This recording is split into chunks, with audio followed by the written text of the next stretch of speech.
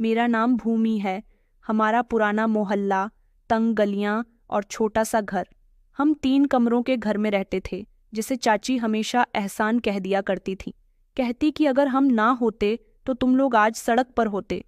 वो बार बार एक ही बात कहा करती थी। मैंने बचपन से उनकी जुबान में जहर घुला हुआ देखा था। मेरे पिताजी एक मामूली से दर्जी थे। उन्होंने कभी किसी को जवाब नहीं दिया था। अपनी ईमानदारी के साथ अपना काम किया करते थे। एक छोटा सा कमरा उनकी वर्कशॉप था। वहाँ उनकी मशीनों का शोर और पिताजी के पसीने की खुशबू बसी हुई थी। वो कपड़े सिलते सिलते प्रार्थना भी किया करते थे कि एक दिन मेरी बेटी बहुत आगे बढ़ेगी। मैं पिताजी से कहती कि हम सच में बहुत गरीब हैं। वो कहते कि नहीं बेटा, हम बस अमीर नहीं हैं, फ़र्क समझो। मैंने कोशिश की, पर समझने में मुझे कई साल लग गए। हमारे चाचा पिताजी के छोटे भाई थे। गैर कानूनी तरीके से दुबई चले गए थे। बहुत कम लोग जानते हैं कि उन्होंने जाने के लिए मेरी माँ के जेवर, पिताजी की सिलाई मशीन बेच दी थी। लेकिन पिताजी ने फिर से नई मशीन खरीद ली, मगर किसी से कुछ नहीं कहा। वो सच हमेशा के लिए उनकी आंखों में छुप गया था। कुछ सालों में चाचा ने बहुत पैसा कमा लिया, बड़ी गाड़ी खरीद ली, ब्रांडेड कपड़े, महंगा मोबाइल और सब कुछ। उनके बच्चे महंगे स्कूल में पढ़ते थे, इंग्लिश बोलने और हर वकेशंस पर घूमने के लिए जाया करते थे। हम सरकारी स्कूल के स्टूडेंट थे। मेरा तो यूनिफॉर्म भी फटा हुआ था। जूते माँ हर हफ्ते पॉलिश किया करती थी, तब जाकर वो नई दिखाई देते थे। मैं अपनी उम्र से पहले ही समझदार हो गई थी। चाची का बिहेवियर बहुत शक था। वो जब भी हमारे घर आया करती थी, उनकी आंखों में हमारे लिए नफरत होती। एक बार कहने लगी कि भूमि, तुम भी पढ़ लिख कर कुछ बन जाना, ताकि हम लोग तुम पर एहसान करना छोड़ दें, भिखारी कहीं के। मैं उनकी बात खामोशी से सुनती रही, मगर मैंने उनको कोई जवाब नहीं दिया। मेरे चाचा के घर में हमेशा रौनक होती थी। चाची बहुत घमंडी थी। एक बार हम चाचा जी के यहाँ गए तो पिताजी साथ थे। तब दरवाज़ा खोलते ही चाची ने कहा कि अपने जूते चप्पल बाहर ही उतार दो, वरना हमारा घर गंदा हो जाएगा। पिताजी ने कुछ नहीं कहा, जूते बाहर ही उतार दिए और अंदर चले गए। वो दिन मेरे दिल में नोकदार कील की तरह जमकर रह गया था। उस दिन मैंने खुद से वादा किया था कि एक दिन मैं ऐसी बनूंगी जहां इन लोगों को मेरे दरवाजे पर जूते उतारने पड़ेंगे। मैं रातों को जागकर पढ़ा करती थी। माँ सोते समय मेरे सर पर हाथ फेर कर कहती कि मेरी बेटी, ऊपर वाला तुम्हें हमेशा कामयाब करे, ताकि तुम्हारे पिता सर उठाकर जी सकें। कई बार मेरा दिल हारने के लिए आया था, लेकिन मेरे पिताजी की खामोश कुर्बानियाँ मुझे थाम लिया करती थीं। चाचा की लग्जरी जिंदगी, चाची की बेइज्जती और स्कूल के बच्चों की मजाक में सब कुछ झेल रही थी, मगर अपना सपना नहीं छोड़ा। माँ की सबसे बड़ी परेशानी लाइट का बिल नहीं होता था, बल्कि चाची के ताने होते थे। एक दिन उन्होंने पिताजी के सामने कहा कि जब हम चाची के बच्चों के साथ खेल रहे थे, अपने बच्चों को संभालो, हमेशा मेरे बच्चों की चीज़ों पर नज़र रखते हैं। तुम लोग भिखारी हो और भिखारी ही रहोगे। पिताजी ने अपना सर झुका लिया। मैंने फौरन अपनी बहन का हाथ पकड़ा और वहाँ से उठकर अपने घर आ गई। समझ गई थी कि ये जगह हमारे लिए नहीं है। पिताजी हर संडे को चाची के घर कुछ न कुछ दे आते थे, कभी फ्रूट्स, कभी सिलाई किए हुए कपड़े, तो कभी कुछ।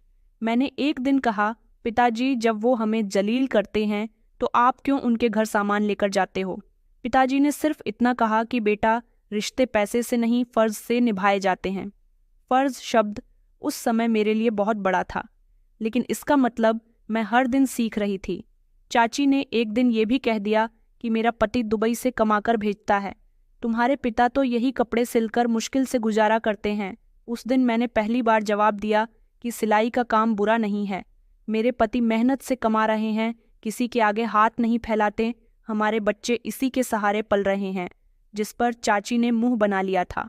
एक दिन चाची के बेटे मोहित ने मेरे हाथ में इंग्लिश की बुक देखी तो कहने लगा, अरे, इंग्लिश में कोई पढ़ने की चीज़ है, हम तो फ्रेंच सीख रहे हैं।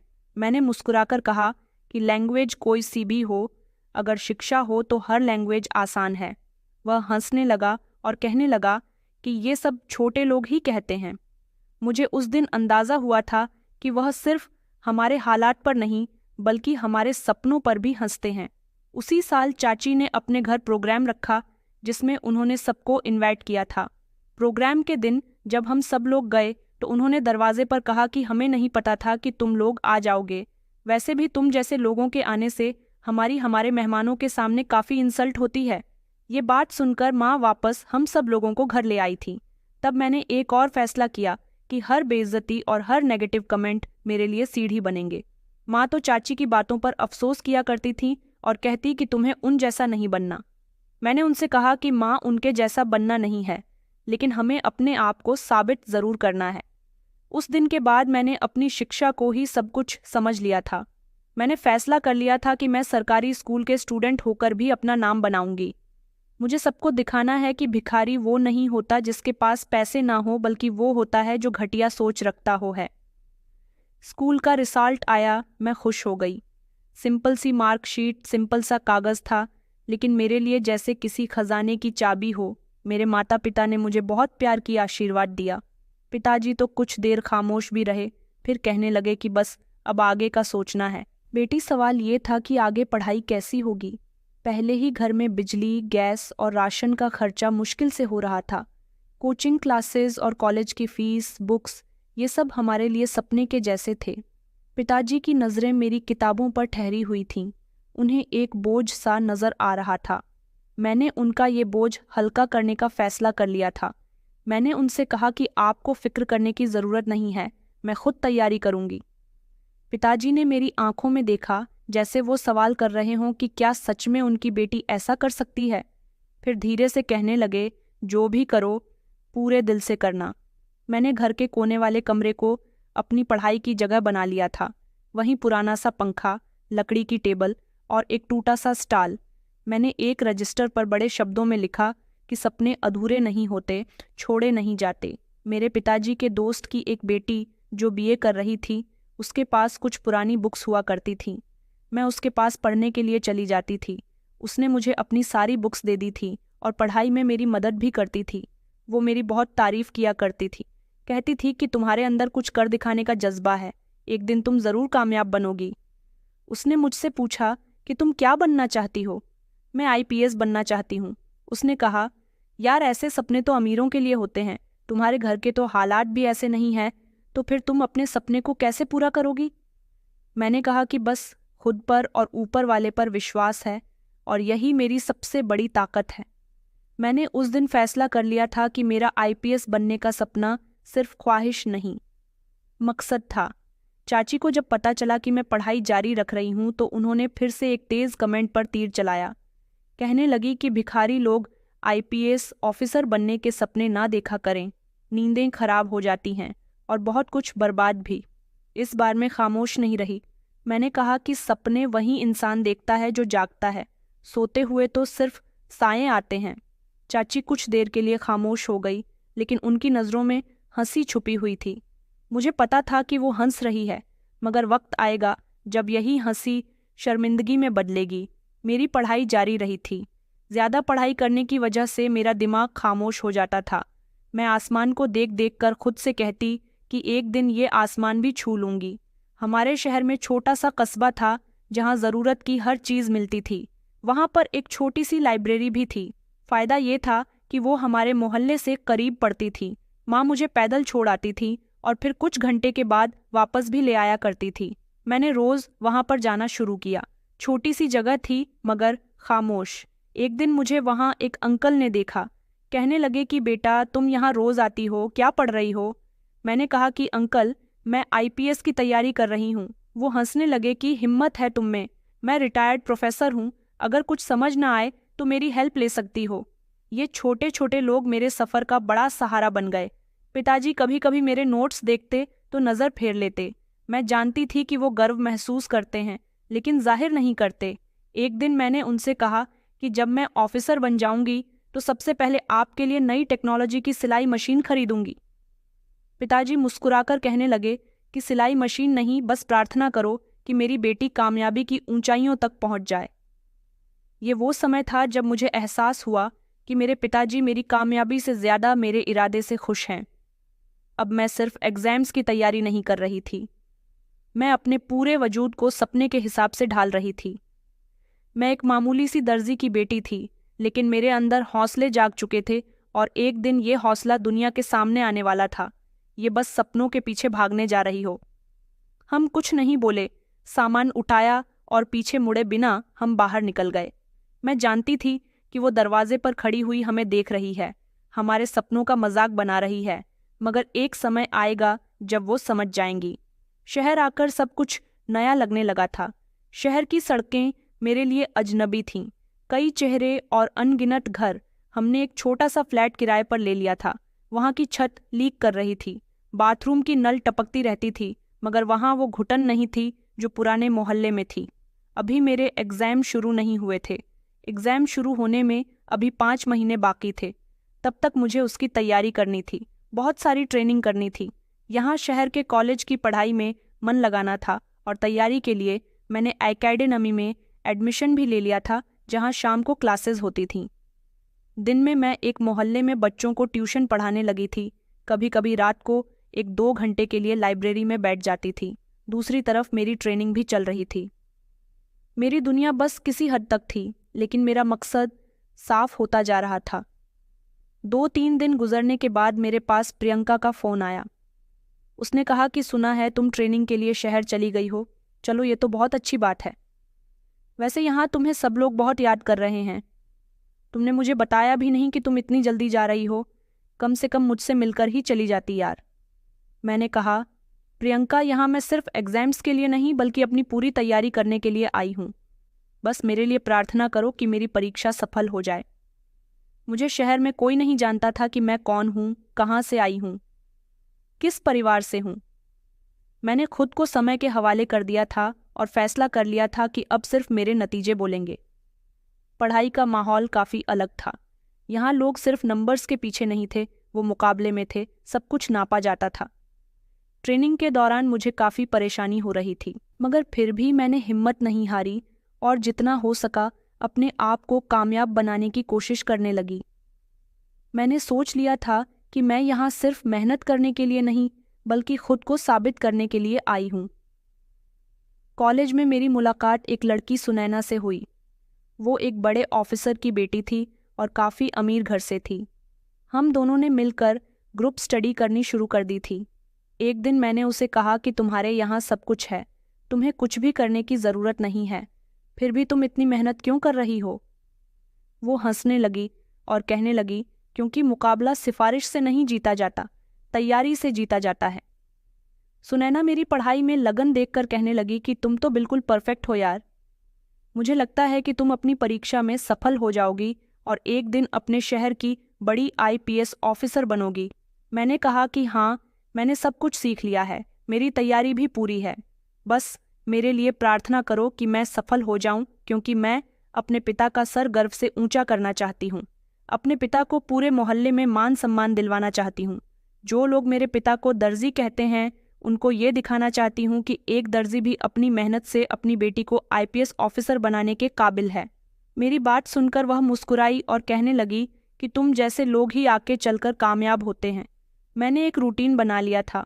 मैं सुबह को अपनी पढ़ाई करती, शाम को अपने फ्लैट के सारे काम करती और रात को 1-2 घंटे अपने घर पर फ़ोन पर बातें किया करती थी। माँ कहती थी कि बेटा, ये शहर तुम्हें बदल तो नहीं देगा। मैं कहती थी कि नहीं माँ, ये शहर मुझे वो बना रहा है जो मैं बचपन से बनना चाहती थी। मेरे माता पिता से मेरे बिना एक हफ्ता भी नहीं रह गया। उन्होंने भी अपना सामान पैक किया और मेरे साथ मेरे फ्लैट में रहने के लिए आ गए थे। कहने लगे कि बेटा, हमें पता है कि तुम अपना ख्याल हमारे बिना नहीं रख सकोगी। अब हमारे लिए सिर्फ तुम ही तो हो। तुम्हारे अलावा हमारे इस दुनिया में है ही कौन? इसीलिए हम तुम्हारे पास आ गए। पिताजी अपनी सिलाई मशीन भी साथ लेकर आए थे। अगले ही दिन उन्होंने अपनी सिलाई मशीन का सेटअप लगाया और उसकी मरम्मत करने लगे। मैंने कहा, पिताजी, आप यहाँ किसके लिए कपड़े सी रहे हो? उन्होंने कहा कि इस मोहल्ले की एक औरत ने कहा था कि उनके घर में शादी है। मैंने उनको बताया कि मैं एक टेलर हूँ, बहुत अच्छी सिलाई करता हूँ। तो उन्होंने कहा कि ठीक है, हम अपने घर की शादी के सारे कपड़े आपको दे देते हैं। अब तुम यहाँ पढ़ने के लिए आई हो और हम भी तुम्हारे पीछे पीछे आ गए, तो फिर ऐसे गुजारा कैसे चलेगा? मुझे भी तो कुछ ना कुछ करना पड़ेगा ना बेटा। मैंने मुस्कुराकर जवाब दिया कि बस पिताजी, अब थोड़ा समय और है, फिर आप सिलाई नहीं बल्कि गर्व का काम करेंगे।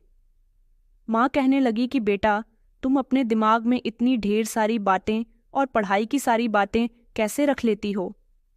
मैंने कहा, माँ मेरे अंदर बहुत जगह है, बस कामयाबी आने की देर है। मोहल्ले के अभी ज्यादा लोगों को नहीं पता था कि हम यहाँ पर आ गए हैं। वो जो हर समय कुछ ना कुछ पूछते थे, अब सिर्फ खामोशी से अपने घरों में बैठे हुए थे। एक बार मुझे प्रियंका ने फ़ोन करके बताया कि तुम्हारी चाची ने मोहल्ले में सबको बता दिया कि तुम्हारे पिता कर्ज की वजह से शहर चले गए। मैंने कहा, ठीक किया उन्होंने, बस कर्ज पैसों का नहीं, इज्जत का है और मैं वो उतारने के लिए यहाँ आई हूँ। अब मेरा दिन ट्रेनिंग, ट्यूशन और खुद को बेहतर बनाने में गुजरता। पिताजी और माँ मेरे साथ साथ थे और मैं उनकी आंखों में विश्वास देखती थी। हम लोग यहाँ मसूरी में बहुत खुश थे क्योंकि आईपीएस ऑफिसर की ट्रेनिंग यहीं होती है। मैंने अपने माता पिता की आंखों में वो बेफिक्री देखी थी जो बरसों से गायब थी। यहाँ ट्रेनिंग करते हुए 3 महीने गुजर चुके थे, तैयारी की रफ्तार बेहतर हो रही थी और पिताजी माँ भी नए माहौल से कुछ हद तक खुश हुए थे। यहाँ के लोगों ने भी मेरे पिताजी से कपड़े सिलवाने शुरू कर दिए थे और कुछ खर्च मेरी ट्यूशन से पूरा हो रहा था। सुकून था, मगर एक दिन ऐसा आया कि सारे सुकून जैसे किसी आवाज़ के बिना बिखर गया। उस दिन मैं अपनी पढ़ाई कर रही थी जब पिताजी के पास एक फ़ोन आया। नंबर देखकर उनकी आंखों में हल्की सी हैरानी नजर आई। ये मेरे चाचा जी का नंबर था। कई सालों के बाद उन्हें अपने बड़े भाई की याद आई थी। बस 2 मिनट की बात हुई। पिताजी ने फ़ोन रिसीव किया, उनसे बात की, बस्तर हिलाया और कहा कि ये तो बहुत अच्छी बात है, मुबारक हो तुम्हें। फ़ोन रखते हुए पिताजी ने इतना कहा था, उसके बाद वो खामोश हो गए। मैंने पूछा, पिताजी क्या हुआ है? पिताजी ने बताया कि बेटा मोहित एसपी बन गया है और इसी खुशी में उन्होंने पार्टी रखी थी और सब लोगों को बुलाया है। मैंने कहा, और हमें? पिताजी ने नज़र चुराते हुए कहा कि नहीं, हमें नहीं बुलाया। शायद अब हम उनसे बहुत दूर रहते हैं। और फिर उन्होंने हमें अब अपना रिश्तेदार भी नहीं रखा। इतना सुनकर कमरे में खामोशी छा गई। माँ ने कुछ देर बाद कहा कि चलो मोहित को बहुत बधाई हो, हमें न बुलाते, मगर आप तो उसके बड़े ताऊजी थे, आपको तो बुलाना ही चाहिए था। चलो, अब उनकी मर्जी। मैं जानती थी कि माँ खुद को दिलासा दे रही है और पिताजी एक बार फिर से बर्दाश्त करके बैठे हुए हैं, लेकिन उस दिन कुछ बदला था। पिताजी के चेहरे पर मामूली सी सीरियसनेस नहीं थी, या खालीपन था जैसे कोई दरवाज़ा बंद हुआ हो। शाम को जब माँ खाने पर मुझे बुलवाने के लिए आई तो मैंने देखा कि पिताजी बहुत खामोश बैठे हुए थे, खाना नहीं खा रहे थे। फिर अचानक उनकी आंखों में आंसू आ गए और उन्होंने कहा कि जब मोहित छोटा था और इसे स्कूल जाने का शौक उठा था तो मैंने खुद अपनी कमाई से उसका स्कूल में एडमिशन करवाया था, उसके लिए किताबें खरीदी थीं। तुम्हारे चाचा तो तब दुबई जाने की तैयारी में लगा हुआ था। जाह्नवी के एडमिशन के समय भी पैसे कम पड़ रहे थे, तभी मैंने अपने सारे खर्चे छोड़कर सबसे पहले उनका काम पूरा किया था। शायद मुझे उनसे उम्मीद नहीं रखनी चाहिए थी। मैंने पिताजी से कहा कि आपने जो किया वो आपका बड़ापन था और उनके छोटेपन की कीमत आप उदास होकर क्यों अदा कर रहे हो? पिताजी ने धीरे से कहा कि बेटी, रिश्ते निभाते रहो, चाहे दूसरे पहचाने या ना पहचाने, बस कभी कभी दिल छन जाता है। अगले दिन मोहित ने अपने घर की पार्टी के फोटोज सोशल मीडिया पर अपलोड किए थे। उनकी पूरी फैमिली बहुत खुश लग रही थी। हमारे सारे रिश्तेदार भी वहां पर मौजूद थे। अगर कोई नहीं था तो वो थे हम। प्रियंका ने मुझे मैसेज किया कि तुम्हारे चाचा ने तुम्हें इनवाइट नहीं किया, सब बातें कर रहे थे तुम्हारे बारे में। मैंने उसे कोई जवाब नहीं दिया, सिर्फ इतना कहा कि हम कामयाबी की पार्टी में नहीं जाते, हम वक्त आने पर अपनी कहानी लेकर आएंगे। उस रात काफ़ी देर तक माँ जागती रही। मैंने उनके पास जाकर कहा कि माँ, कुछ सोच रही हो क्या? उन्होंने कहा कि हाँ बेटा, सोच रही हूँ। अगर हम वहाँ होते तो उनका क्या बिगड़ जाता? तुम्हारे पिता अपने रिश्तेदारों की कितनी इज्जत किया करते थे। आज अगर हमारे हालात खराब हैं तो सारे रिश्तेदारों ने हमें छोड़ दिया। मैंने माँ के कंधे पर हाथ रखा और कहा कि माँ, एक दिन ऐसा आएगा जब ये सब लोग हमारे दरवाजे पर आएंगे। पिताजी ने लगभग 1 हफ्ते तक अपने भाई या भतीजे के बारे में कोई बात नहीं की थी। वो रोज सिलाई किया करते थे और शाम को चाय के साथ अखबार पढ़ते। मैंने महसूस किया कि वो खबरें कम और खुद को ज़्यादा पढ़ रहे थे। एक दिन मैंने उनके सामने अखबार रखकर पूछा कि पिताजी, अगर मैं इस अखबार में एक दिन अपनी तस्वीर के साथ खबर बन जाऊं तो आपको कैसा लगेगा? उन्होंने कुछ देर मेरी तरफ देखा, फिर धीरे से कहने लगे कि बेटा, तब मैं ये अखबार बहुत संभाल कर रखूंगा ताकि जिंदगी भर के लिए मेरे हिस्से की खुशी सलामत रहे। मैं जानती थी कि अब मेरी परीक्षा का समय है, सिर्फ आईपीएस की नहीं, बल्कि उन जख्मों को मरहम बनाने का भी जो मोहित की कामयाबी और हमारी बेखबरी ने दिया था। एकेडमी में मेरी ट्रेनिंग जारी थी, जो कि अब बंद होने वाली थी क्योंकि परीक्षा का समय करीब आ रहा था। एक खामोशी जो मेरे पिताजी के चेहरे पर जम गई थी, वो पहले जैसे नहीं रहे थे। काम करते करते रुक जाते थे, जैसे कुछ याद आ रहा हो। अखबार पढ़ते समय पेज पलटना भूल जाते थे। माँ ने एक दिन मुझे इशारे से बुलाया और कहने लगी कि बेटा, तुम्हारे पिताजी कुछ बदले बदले से लगते हैं, पहले जैसी बात अब नहीं करते। मैंने कहा कि माँ, मैं जानती हूँ। पिताजी को अफसोस है कि चाचा जी के घर में हमें इनविटेशन क्यों नहीं आया। मैंने फैसला कर लिया था कि अगर दोबारा किसी फंक्शन में हमारा नाम नहीं आया तो इस बार हम खुद वहाँ जाएंगे। मैं इस बार तमाशा नहीं बनूंगी। मैंने अपने कमरे में आकर किताबें समेटी, सब कुछ बदला, वही नोट्स, वही किताबें, लेकिन अब मेरी नज़रों में इनका मतलब बदल गया था। अब आईपीएस सिर्फ कामयाबी का रास्ता नहीं रहा था, अब ये बदले का जरिया बन चुका था। बदला किसी इंसान का नहीं, बल्कि उस सोच का जो सालों से हमारे कॉन्फिडेंस को रौंदते आ रहे थे। मेरी लगाना और बढ़ती जा रही थी। अगली सुबह पिताजी जल्दी उठ गए थे। मैं उनके पास गई। मैंने कहा, पिताजी, आज से तैयारी शुरू हो गई है और आपको वादा करना होगा कि आप हार नहीं मानेंगे। उन्होंने मेरी तरफ देखा। उनकी आंखों में कुछ नरमी और बहुत सा दर्द था। उन्होंने कहा कि बेटा, मैं हार नहीं मान रहा, बस थक गया हूँ। मैंने कहा, तो अब मेरी बारी है, अब बस आप आराम करोगे और मुझे आगे बढ़ने दोगे। उस दिन के बाद मेरा रूटीन बदल गया। मैंने अब अपनी परीक्षा पर कंसंट्रेट करना शुरू कर दिया था। वक्त गुजरता गया। पढ़ाई मेरे लिए अब पर्सनल हो गई थी और फिर मेरी परीक्षा का समय आ गया। मैंने हर पेपर की तैयारी दिन रात मेहनत करके की थी। मेरे पास अब वापसी का कोई रास्ता नहीं था, न कोई गुंजाइश थी। मैं अपने पिता की परेशानी और माँ की झुर्रियों से भरे हाथों का भ्रम नहीं तोड़ना चाहती थी। मैं उन्हें समाज में वो मुकाम दिलाना चाहती थी जिसके वो हकदार हैं। एक एक करके परीक्षा खत्म हुई। मेरी माँ और पिताजी दिन रात मेरे लिए प्रार्थना कर रहे थे, मुझे प्यार करते, मुझे पेपर के लिए विदा करते। एग्ज़ाम खत्म हुए, अब रिजल्ट का इंतज़ार था। मैं जानती थी कि मेरी कामयाबी का मेरे माता पिता के अलावा किसी को इंतज़ार नहीं है, और ऐसा ही था। रिजल्ट आया तो मेरी आंखों में शुक्र के आंसू थे। मैं पूरे देश में 800 की श्रेणी में आई थी। मुझे कामयाबी हासिल हो गई थी। मेरी मेहनत रंग ले आई थी। मेरे माता पिता को हौसला मिल चुका था। मुझे आईपीएस ऑफिसर सेलेक्ट कर लिया गया था। मैंने घर आकर जब ये खबर अपने माता पिता को बताई तो वो खुशी से झूम उठे थे। उन्होंने मुझे गले से लगा लिया, प्यार किया, आशीर्वाद दिया, और यही आशीर्वाद मेरी जिंदगी का सबसे कीमती जरिया था। अब बारी थी मेरे इंटरव्यू की। कुछ हफ्तों के बाद इंटरव्यू में मुझसे सवाल जवाब किए गए। मैंने उनके सारे सवालों का जवाब कॉन्फिडेंस के साथ दिया, जिसमें मुझे पास कर दिया गया था। मुझे सेलेक्ट कर लिया गया था। मेरी जिंदगी का सबसे बड़ा सपना पूरा हो चुका था। मैं घर पहुंची तो मैंने पिताजी का हाथ थाम कर कहा कि पिताजी, अब आपको अपने इन कमज़ोर हाथों से कुछ करने की ज़रूरत नहीं है। अब आपकी बेटी इतनी काबिल हो गई है कि अब वो आपको कोई मेहनत नहीं करने देगी। आपकी बेटी ने वो मुकाम हासिल कर लिया जिसके सपने आप बरसों से देख रहे थे। पिताजी ने मुझे आशीर्वाद दिया। वो न जाने कैसा लम्हा था। हम तीनों फूट फूट कर रो रहे थे।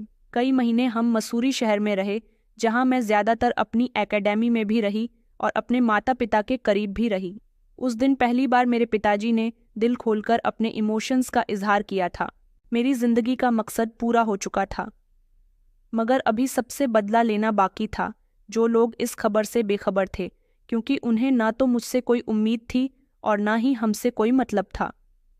मोहित की कामयाबी के बाद हमारे सारे रिश्तेदारों में जैसे एक नया जश्न शुरू हो गया था। वो लोग बार बार सोशल मीडिया पर फोटो अपलोड कर रहे थे, मोहित को बधाइयाँ दे रहे थे। अब हर किसी के लिए मोहरा मोहित था। हर रिश्तेदार, हर कजिन उसकी तरक्की को अपनी इज्जत समझ रहा था। अब बारी थी हमारे अपने शहर आने की।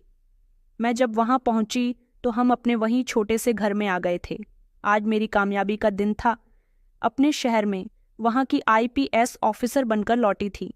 शहर में एक बहुत बड़ा फंक्शन था जहाँ मोहित को भी इनवाइट किया गया था। कुछ सरकारी नेता, बड़े बड़े ऑफिसर, सब लोग वहाँ पर आने वाले थे, जिसमें हमारे कुछ रिश्तेदार भी इनवाइट थे। मैंने पिताजी से कहा कि हम वहाँ जाएंगे और इस बार हम तमाशा नहीं बनेंगे।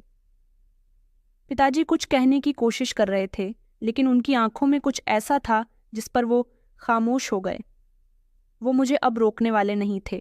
उन्हें आइडिया हो गया था कि अब वक्त बदल चुका है। शाम को जब हम उस फंक्शन में पहुंचे तो वो बहुत बड़ा होटल था। दरवाजे पर भीड़ थी, मेहमानों की भीड़ थी और सिक्योरिटी भी सख्त थी। हम जैसे ही दरवाजे के करीब पहुंचे, एक गार्ड ने हाथ उठाकर रोका। उन्होंने अंदर जाने के लिए आईडी कार्ड मांगे। मैंने अपने पर्स से एक कार्ड निकाल कर दिया। गार्ड ने उसे देखा, फिर जल्दी से सीधा होकर सैल्यूट किया। कहने लगा कि वेलकम मैडम, हमें आपका ही इंतज़ार था। पिताजी ने खुशी और हैरानी से उसकी तरफ देखा। मैंने बस उनका हाथ पकड़ लिया और कहा कि हम अंदर चलते हैं। अंदर भीड़ थी। कुछ लोगों ने मुझे पहचान लिया, कुछ ने अंदाज़ा लगाया, मगर जिन्होंने पहचान लिया था उनके चेहरे पर हैरानी छुपी न रह सकी। मोहित स्टेज पर खड़ा था। चाची कुर्सी पर बैठी हुई थी। जैसे ही उनकी नज़र हम पर पड़ी, उनके माथे पर बल बढ़ गए। उन्होंने फौरन गार्ड्स को इशारा किया, इन लोगों को यहाँ से बाहर निकालो। गार्ड हमारी तरफ आया। पिताजी ने एक कदम पीछे हटा लिए, मगर मैं अपनी जगह पर खड़ी रही। जैसे ही गार्ड करीब आए, उनमें से एक ने मुझे पहचान लिया। वो रुक गए और तेज आवाज में कहने लगे कि मैडम, आप यहाँ कैसे? हमें तो नहीं बताया गया था कि आप भी यहाँ आ रही हैं। दूसरे गार्ड ने भी सैल्यूट किया। फिर भरी महफिल में शोर मच गया कि आईपीएस मैडम आई है। वहाँ एक अफरा तफरी का माहौल बन गया था। पूरा हाल जैसे सांस लेना भूल गया था और यही सब हमारे लिए पहचान का धमाका बन चुका था। सब लोगों ने हमें देखा। मोहित बड़बड़ाने लगा, क्या बकवास है, ये कैसे आईपीएस बन सकती है? एक औरत ने कहा कि ये वही लड़की है ना, भूमि। तभी मोहित ने आगे बढ़कर मेरी तरफ देखा। कहने लगा कि तुमने तो बताया भी नहीं। मैंने मुस्कुराकर कहा कि कभी मौका ही नहीं मिला तुम्हें बताने का। चाची कहने लगी कि ये सब झूठ है, एक टेलर की बेटी आईपीएस कैसे बन सकती है? मैंने उनकी तरफ देखा। मैंने कहा कि आपको यकीन नहीं हो रहा, लेकिन अब आपको यकीन करना पड़ेगा। वहाँ मौजूद सारे लोग हैरान रह गए थे। पिताजी मेरी तरफ देखकर यकीन करने की कोशिश कर रहे थे कि ये उनकी ही बेटी है जिसकी यहाँ मौजूद लोग इज्जत कर रहे हैं। मोहित कहने लगा कि अगर ये सब सच है तो तुमने पहले क्यों नहीं बताया? मैंने कहा, क्योंकि जब पहचान खुद बोलती है तो इंट्रोडक्शन की ज़रूरत ही नहीं रहती। सब कह रहे थे कि ये वही नई आईपीएस ऑफिसर है जो इस साल आईपीएस बनी है। फिर कुछ लोगों ने पिताजी से कहा कि हम आपकी बेटी को जानते हैं। मैंने बात काटते हुए कहा कि नहीं, कभी मुझे किसी ने जानने की कोशिश ही नहीं की। वहाँ मौजूद सारे लोग मेरी तस्वीरें लेने लगे, मुझे स्टेज पर ले जाने लगे। मैंने अपने पिताजी का हाथ पकड़ा और स्टेज तक आई। आज मैं मोहित से बड़े पद पर थी। मुझे वो इज्जत दी जा रही थी जो सारी जिंदगी मैंने खुद को भी नहीं दी। फिर एक कोने में खड़े सिक्योरिटी ऑफिसर ने बुलंद आवाज़ में माइक पर ऐलान किया, मेहमानों को बताया जाता है कि आईपीएस मैडम भूमि गुप्ता आज हम लोगों के बीच है, जिन्होंने साल हमारे शहर के आईपीएस ऑफिसर बनकर हमारे शहर का नाम रोशन किया। वहाँ मौजूद सारे लोग मेरे लिए तालियां बजाने लगे और कुछ लोगों के कदमों के नीचे से ज़मीन निकल गई थी। मोहित की नज़र नीचे हो गई थी। उसकी आंखों में शर्मिंदगी साफ नज़र आ रही थी। मैंने स्टेज पर मामूली सी स्पीच दी और अपने पिताजी के साथ वापस जाने लगी। फिर जाते समय हिम्मत करके मोहित ने मुझसे हाथ मिलाया। चाची ने अपनी आंखों पर हाथ रख लिया। कहने लगी कि यह सब झूठ लग रहा है। पिताजी ने सर झुका लिया जैसे खुद से पूछ रहे हों। मैंने उनकी तरफ देखा। मैंने कहा, पिताजी, आपने जो सब्र किया था आज वही सब्र रंग लेकर आया है। सारे लोग मेरे आगे पीछे घूम रहे थे। मीडिया वाले भी मेरी तस्वीर ले रहे थे। वहाँ पर मौजूद एक ऑफिसर मुझे अच्छी तरह से जानती थी। मेरे करीब आकर कहने लगी कि हमें गर्व है कि इस फंक्शन में आज तुम हमारे साथ हो। जब हम लोग घर पहुँचे तो मोहित हमारे घर आया और कहने लगा कि तुम यहाँ तक कैसे पहुँची हो? मैंने कहा कि तुमने कभी देखने की कोशिश ही नहीं की कि मैं किस तरह से कामयाब हो रही हूँ। मेरे माता पिता बहुत होश थे और आज उन्हें मुझ पर बहुत गर्व महसूस हो रहा था। ऐसा लग रहा था जैसे सदियों का बोझ उनके दिल से उतर गया हो। फिर चाची भी हमारे घर पर आई और कहने लगी कि बेटा, मैं तुमसे माफ़ी मांगने के लिए आई हूँ। मैं बहुत ही शर्मिंदा हूँ। मुझे लगता था कि तुम कभी कुछ नहीं बन सकती। हम नहीं जानते थे कि वक्त इतना बदल सकता है। मैंने कहा, वक्त नहीं बदला, बस वक्त ने आपको आईना दिखाया। अब मेरी पहचान किसी के मोहताज नहीं थी। मेरा मुकाम बोल रहा था और इस मुकाम को पाने की जंग बहुत ही कड़ी थी। पिताजी मेरी इस कामयाबी पर कुछ कहना चाहते थे, लेकिन उन्होंने सर पर हाथ रखकर मुझे आशीर्वाद दिया।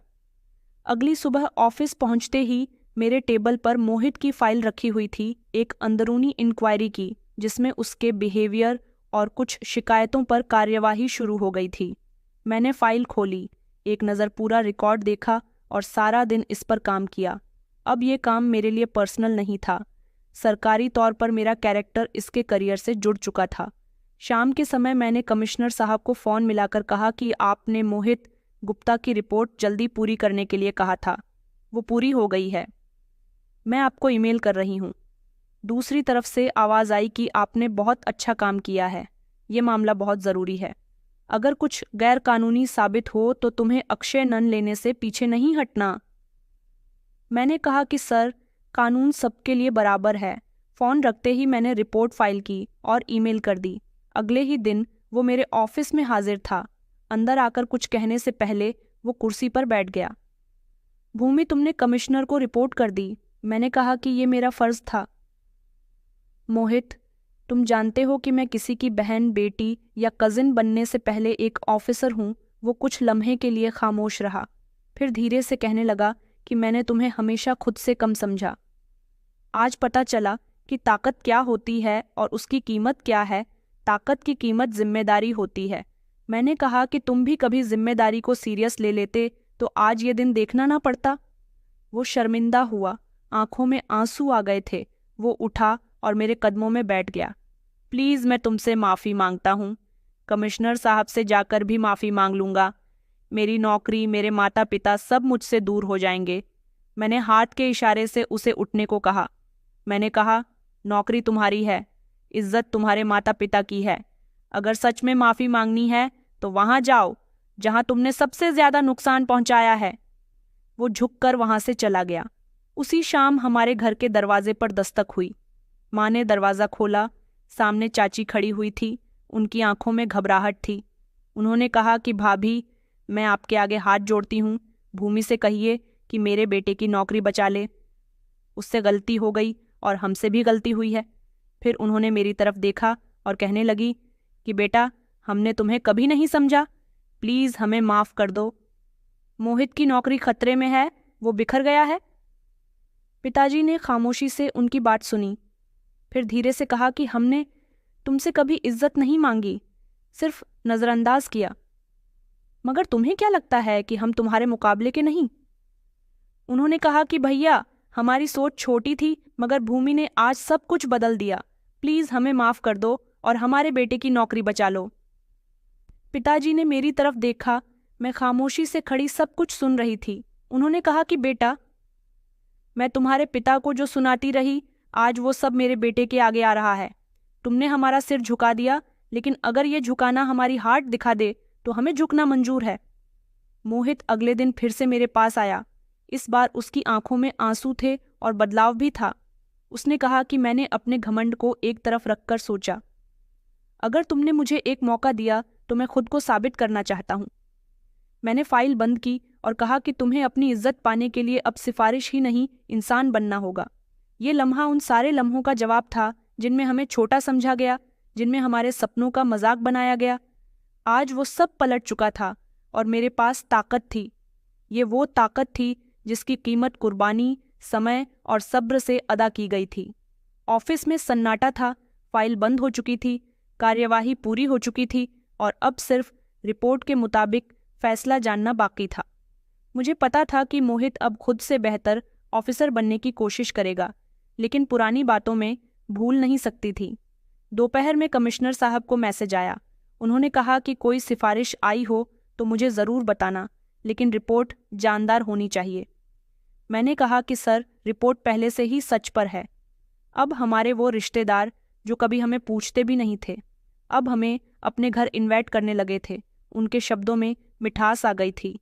सब लोग हमसे कहते कि तुम्हारी बेटी ने तो नाम रोशन कर दिखाया। चाची भी कहने लगी कि भूमि बेटा, तुमने बहुत बड़ा काम किया है, हमें तुम पर गर्व है। मैंने धीरे से जवाब दिया, गर्व आपको इस बात पर होना चाहिए कि आपने अपना बिहेवियर बदला। मोहित सर झुकाकर बैठा हुआ था, चाची उसके पास बैठी। मैंने कहा, रिपोर्ट सच है। गलत सिर्फ तुम्हारे दिल थे। पिताजी ने फौरन बात संभाल ली। बेटा, हम सब इंसानों से गलती होती है, लेकिन जो समय गुजर चुका है उसको इल्ज़ाम से नहीं बल्कि माफ़ी से संवारा जा सकता है। मैंने अपनी बात जारी रखी और कहा कि अब किसी रिश्तेदार को, किसी कमज़ोर को, किसी गरीब को भी कम समझा तो वो सिर्फ अपनी इज्जत खो देगा। मैं इस परिवार का हिस्सा हूँ, लेकिन अब मैं इस शहर में एक बड़ी ऑफिसर हूँ। अगली बार कोई गलती हुई तो नौकरी गई।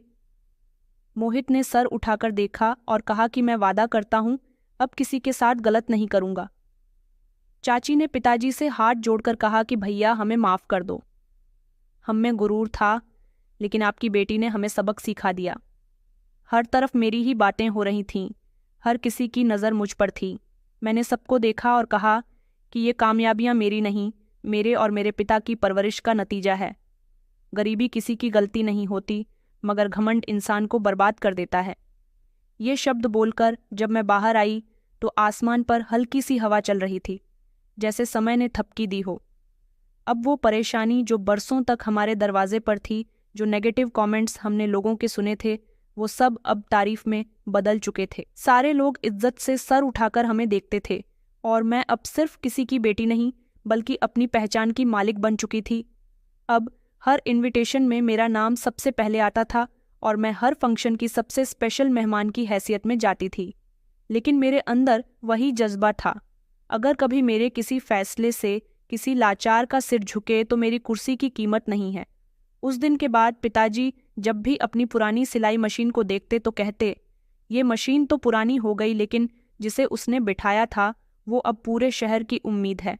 आज मेरे वही सब रिश्तेदार मेरे करीब है जो मुझे बुरा समझते थे, लेकिन मैं सिर्फ अपने काम पर ध्यान देती हूँ, जैसे कभी सिर्फ पढ़ाई पर ध्यान दिया करती थी, और आज मेरे माता पिता सर उठाकर और इज्जत की जिंदगी जी रहे हैं। भूमि की ये कहानी समाज को सिखाती है कि मेहनत, संयम और आत्मविश्वास से कोई भी अपनी तकदीर बदल सकता है। गरीबी या तिरस्कार इंसान की क्षमता को नहीं रोकते, उसका जज्बा और दृढ़ संकल्प उसकी पहचान बनाते हैं। भूमि ने अपने पिता की खामोश कुर्बानियों और माँ के विश्वास को ताकत बनाकर चाची के तानों को प्रेरणा में बदला और साबित किया कि सपने जागते हुए देखे जाते हैं। ये कहानी समाज को दिखाती है कि दूसरों को छोटा समझना या उनकी मेहनत का मजाक उड़ाना हमारी संकीर्ण सोच को दर्शाता है। रिश्ते पैसे या रुतबे से नहीं बल्कि फर्ज और सम्मान से निपटते हैं। सच्ची सफलता वही है जो दूसरों को प्रेरित करे और समाज में सम्मान व समानता लाए। हमें हर व्यक्ति की मेहनत का सम्मान करना चाहिए, क्योंकि हर इंसान में कुछ बड़ा करने की क्षमता होती है। ये कहानी प्रेरित करती है कि नैतिकता और मेहनत से हर बाधा को पार किया जा सकता है। धन्यवाद।